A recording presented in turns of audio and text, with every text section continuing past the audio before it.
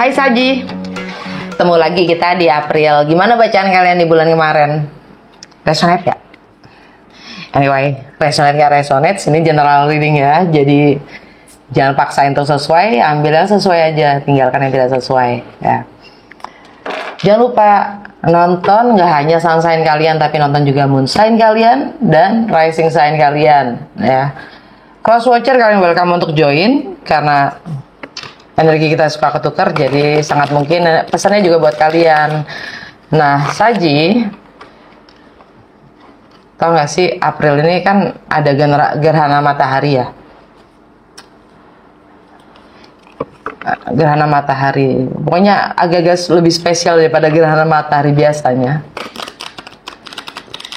Walaupun gerhana matahari sendiri udah spesial ya, kali ini lebih spesial lagi karena ada Chiron. Ya, ada Chiron di situ dan Merkuri juga lagi retrograde. Ya.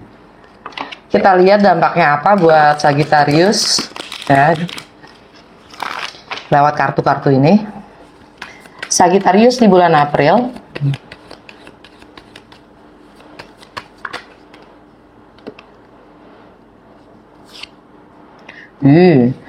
Queen of Inspiration kebalik.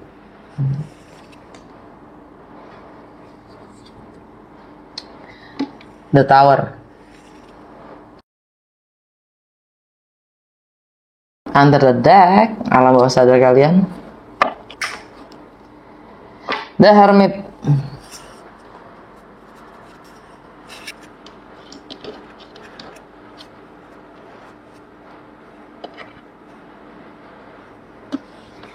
Saat ini kondisi dan situasi kalian dapat Queen of Inspiration kebalik. Queen of Inspiration kalau tegak gini. Lucu kan gambarnya?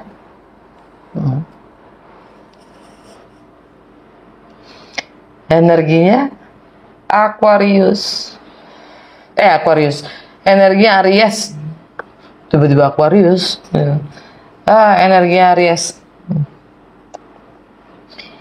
Ini situasinya kalian mungkin lagi agak menyebalkan di bulan April ini dengan energi Queen of Wands kebalik, menyebalkan ya. Energi kalian sih gitu, energi kalian karena Queen of Wands itu kan api ya, elemen api kan Aries, Leo dan Sagittarius, jadi ya it's you.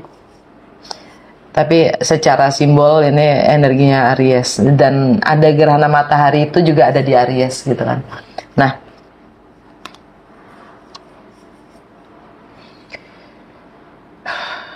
tadi kan gue bilang ya itu spesial karena ada Chiron di Aries. Chiron itu the wounded healer. Dan tau gak sih Chiron itu bentuknya, lambangnya, simbolnya Chiron itu sama kayak Sagittarius gitu. Apa namanya, kuda tapi pakai badan manusia itu, nah kan mirip-mirip dah. Chiron itu penyembuh luka dan trauma dan bersamaan juga ada Merkuri retrograde.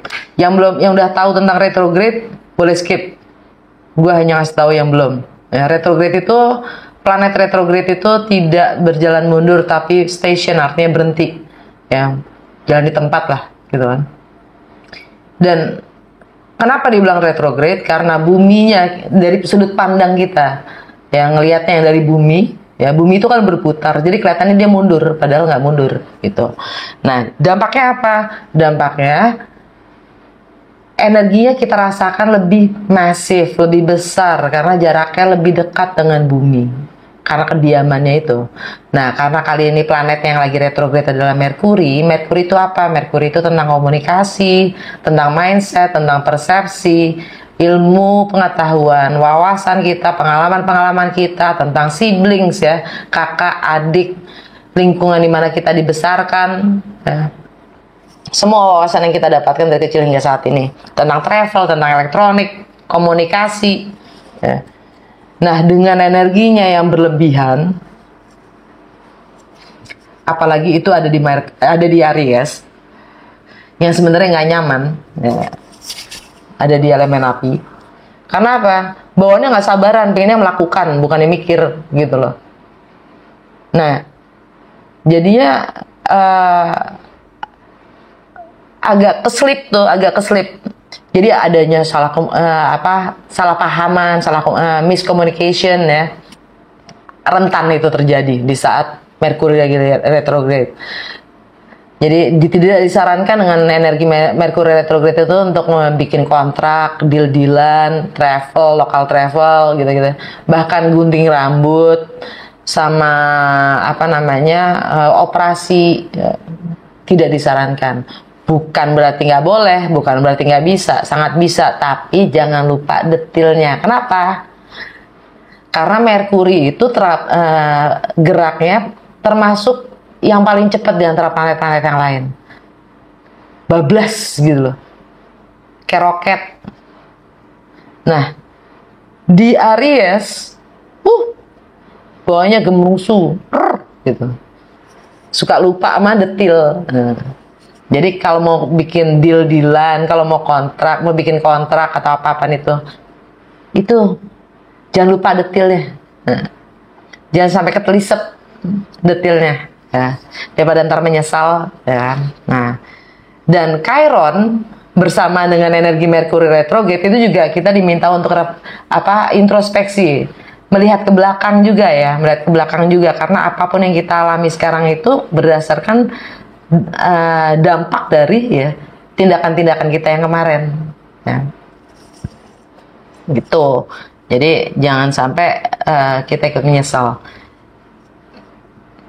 Dan ini secara tarot, ya. Kalau kebalik gini artinya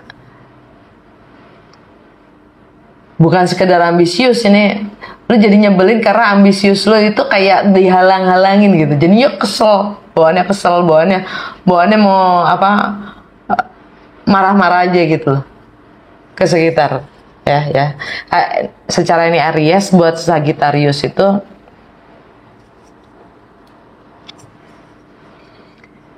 ini masalah bagaimana kalian komunikasikannya, mengekspresikan diri kalian, bagaimana kreativitas kalian, ya itu akan berdampak tentang mungkin ya masa kecil kalian, juga tentang anak-anak ya kalau emang untuk yang punya anak, tentang bagaimana kalian menghabiskan waktu dan hidup kalian, ya.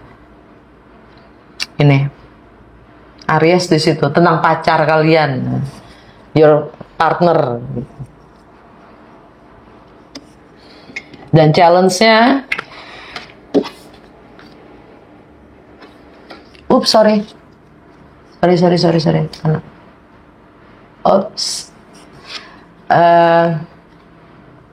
Challenge-nya The Tower. Nah, ini energi Mars. Bersamaan dengan energinya si gerhana matahari itu di Aries, ya. Mars itu ruling planetnya Aries. Tapi Marsnya konjungsi dengan Saturn dan Neptune di Pisces. Nah, Pisces itu kan sangat diem ya, sangat kalem ya. Dipaksa untuk diem, nggak gerak. Sagittarius lagi paling nggak bisa. Sagittarius kan sangat mencintai kebebasan gitu. The Tower, ada surprise, ada kejutan-kejutan, istilahnya ada hal-hal yang sifatnya mengejutkan. Mars ya, ini energi Mars di Pisces. Ada hal-hal yang sifatnya mengejutkan yang akan terjadi. Challenge-nya itu ya bagaimana kalian menghadapi challenge itu. Ya. Kalau ternyata kalian malah diikat, itu Sagittarius bisa berontak ya kali gitu. Diatur, paling nggak bisa, ya kan? Dan ya itu dah. Karena Saturn ya, Mars konjungsi dengan Saturn itu yang menciptakan kebijakan-kebijakan, peraturan-peraturan, batasan-batasan di dunia. Jadi bersama dengan Neptune di situ yang mana ruling planetnya si Pisces. Ya, di rumahnya energi lagi gede. Dan kalau Neptune lagi nggak direct, kita kadang-kadang mimpinya kejauhan karena Neptune tentang visi, mimpi dan idealnya. Ya.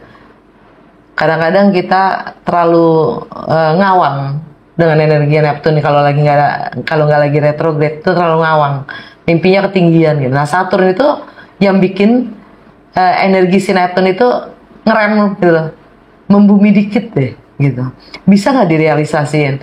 Karena yang idealnya perfect itu nggak ada, nggak eksis gitu. Nah di antara Mars sama Neptune itu ada Saturn gitu kan. Mars itu tindakan ya, action kalian untuk mencapai yang ideal buat kalian atau mimpi kalian itu untuk mewujud. Ada Saturn di tengahnya, ada batasan-batasan. Itu real nggak sih? Itu nyata nggak sih? Apa nggak terlalu ngawang mimpi lo itu? Bisa nggak direalisasikan? Menggrounded dikit lah gitu. Nah, itu challenge-nya. Dengan ya, bagaimana kalian mengekspresikannya ya?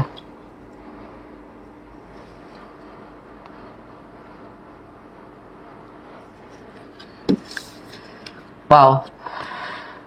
Fondasi death.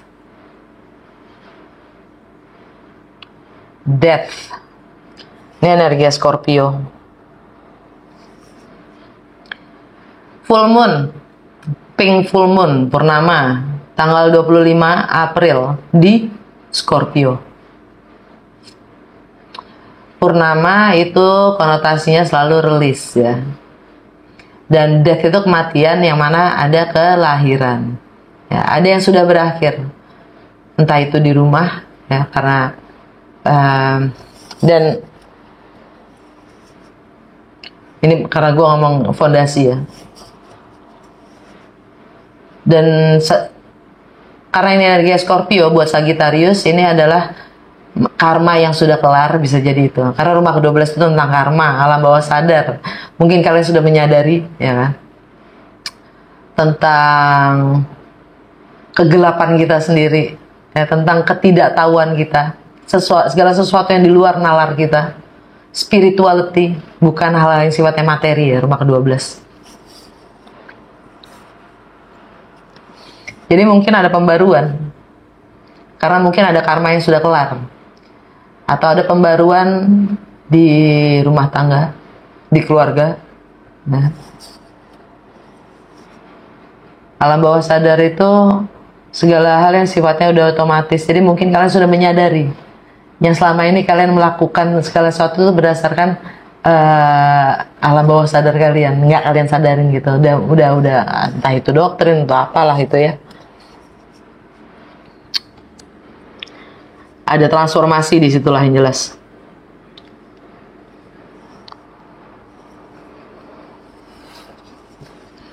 Yang sudah lewat, yang sudah lalu. King of emotion, like ini King of amusement ya, Muse of emotion. Sorry, King of Cups. Ini energi Pisces.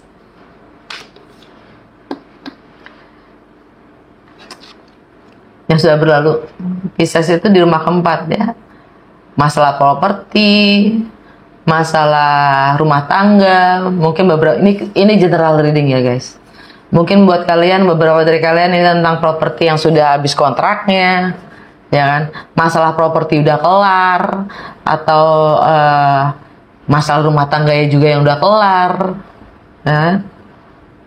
Tradisi yang udah nggak sesuai lagi sama kalian kelarin. Atau kalian dealing dengan Pisces. Sedangkan fokus kalian, The Chariot, move on. Fokus kalian adalah move on. Ya. Kalian fokus kalian adalah mengatasi, mengendalikan energi kalian sendiri, dan apapun itu yang terjadi, go move on. Energi kalian. Dan ini adalah kemenangan ya. Karena kalian bisa mengendalikan diri kalian sendiri. Dan ini energi Aries. Tentang bagaimana itu berbagi mungkin ya. Tentang bagaimana berbagi dalam kebersamaan. Entah itu properti, entah itu warisan, entah itu ideologi, ya, atau itu joint venture, atau hanya sekedar waktu.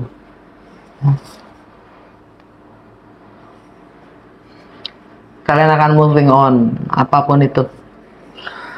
Kalian mampu untuk move on. Dan near future kalian dapat page of voices. Ini kekepoan kalian lagi tinggi. Kalian lagi mempelajari hal-hal baru, melakukan riset, ya. Ini untuk partner mungkin, ya, partnership atau relationship, ya, personal atau profesional, entahlah ya.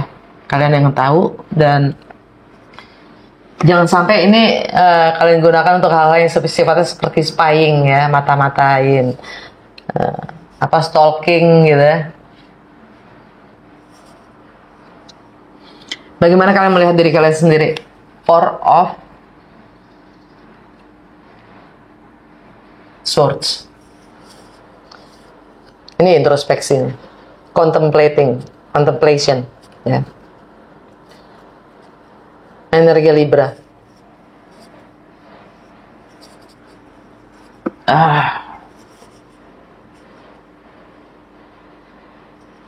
Kalian mencoba mencermati lingkungan sekitar kalian, ya. Mencermati pikiran kalian akan teman-teman, network kalian sendiri.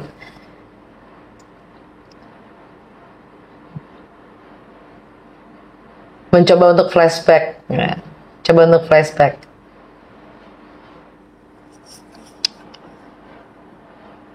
Dari persepsi-persepsi dan mindset kalian sendiri yang sudah terbentuk hingga saat ini. Dengan energi Four of Swords.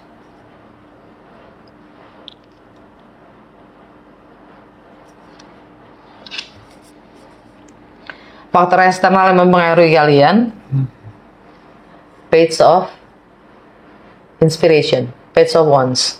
Ada semangat-semangat baru loh di sekitar kalian untuk memulai sesuatu yang baru. Ada mungkin PDKT. Ow. Hope and Fears. Kalian dapat Seven of Emotions. Kalian punya banyak pilihan. Kalian khawatir ini yang mana ya? Seven of Cups ini ya. Kebanyakan pilihan kadang-kadang malah membutakan atau mendistorsi keinginan kita sendiri sebenarnya maunya kita apa. Karena kita hanya akan dibuat untuk berpikir dan memilih dari apapun yang ada. Karena kebanyakan seringnya yang terjadi dari semua pilihan itu yang sesuai dengan diri kita, yang benar-benar kita mauin malah nggak ada. Jadi kita dipaksa kesannya, padahal nggak ada yang maksa. Yang kesannya dipaksa untuk memilih dari yang ada, dari pilihan-pilihan yang ada. Padahal ada pilihan lain, yaitu nggak memilih. Ini energi Scorpio. Lagi-lagi, Scorpio itu ketidaktahuan, kegelapan, yang masih tidak jelas, ya kan? Alam bawah sadar, karma, spiritual. Ya sadarin aja sih. Kalau di sini dengan pilihan-pilihan banyak kayak gini akan lebih ribet untuk memilih. Saran gue sih pilihlah diri sendiri dulu, baru yang memang sesuai sama kita dia akan menyelaras. Outcome, the hangman, ya. Ini energi Pisces. Ada ketergantungan, ada yang digantung, situationship.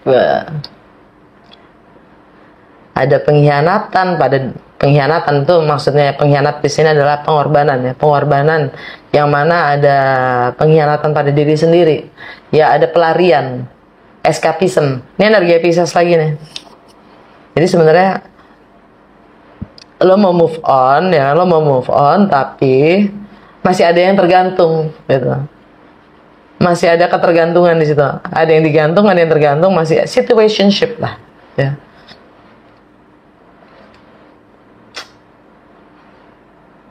Di rumah, entah itu masalah properti, ya kan? Anyway, that is your reading. Dan kartu terakhir, alam bawah sadar kalian dapat Hermit. Nah, ini energi Virgo nih. Nah, energi Virgo. Introspeksi, mencari jawaban dari dalam diri sendiri, mencari pencerahan dari dalam jiwa kalian sendiri. Karena emang guru yang paling ajaib, paling ajib adalah diri kita sendiri kan. Gak ada yang lebih tahu daripada diri kita sendiri tentang diri kita. Nah, Virgo buat Saji itu ada di mana? Di status, karir, long term goal, reputasi kalian. Kalian diminta untuk introspeksi, mencari jawaban dari dalam diri kalian sendiri. Long term goal kalian tuh mana? Apa sih? Reputasi yang kalian inginkan tuh apa sih? Apa sih yang kalian cari? Apa sih yang kalian ingin bangun dari reputasi yang seperti apa sih? Yang kalian ingin bangun? Status yang bagaimana sih? Oh ya. Kayaknya kalian nggak terlalu berdampak dengan energinya gerhana matahari. Berdampak, cuman yang lain-lainnya lebih akan berdampak. Oke, udah segitu aja Sagittarius. Semoga resonate dan berguna. Kalau ya jangan lupa like, comment, and share. Dah.